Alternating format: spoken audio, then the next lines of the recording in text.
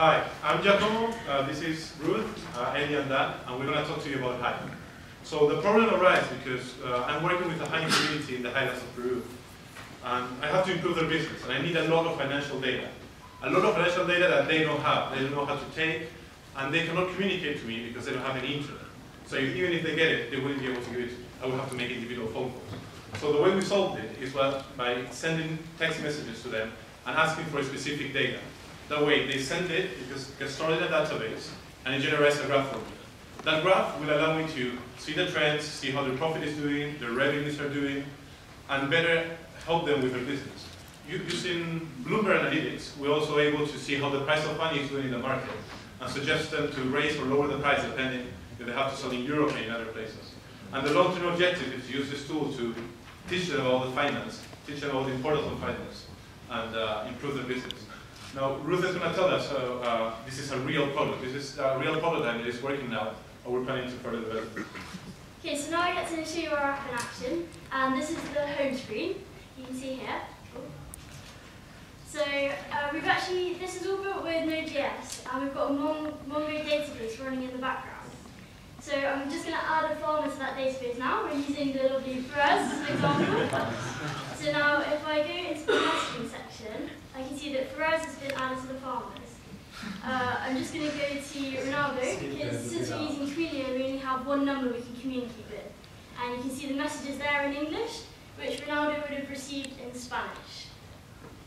You can see there he's texted us all his data, which we can then put into graphs to visualize it and give him some feedback about how he's doing to better understand his data.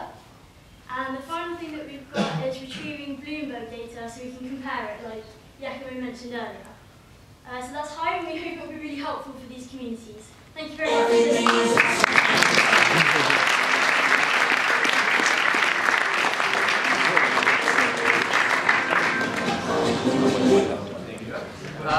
Any questions? I have, yeah. I mean, if a farmer really wants to go international, you would presume they would be able, or she would be able to speak some basic English. So do you really see utility in that? I mean, apart from the beautiful programming you've had. Yeah, well, working with the community, they have a really good quality honey and a very cheap production, so they're very competitive. The first step is to expand in the local market. The tool will also help us expand in the local market by improving the business.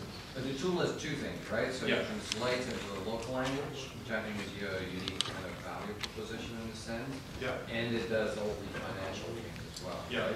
So I'm just questioning whether those farmers who really want to go international wouldn't have any, because the other financial tools available, you're not the only one, right? So. Yeah, the financial objective is not assumed. The first objective is to actually get to sell their honey and improve their business. That's a consultancy job I'm doing.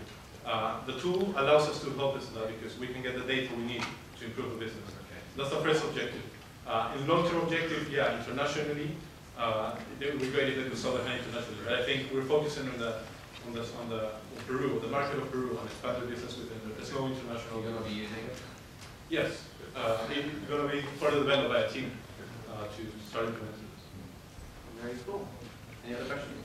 What kind of data structure are you using to store messages from farmers? So we're using JSON, and basically when the message is sent, it gets passed over to Twilio down to the phone, and then when that message comes back, JSON is then fired down to the client, and then we can update our graphs and also the messaging. So there's no page refreshes, it's all kind of asynchronous JavaScript. Very good. That was Hive.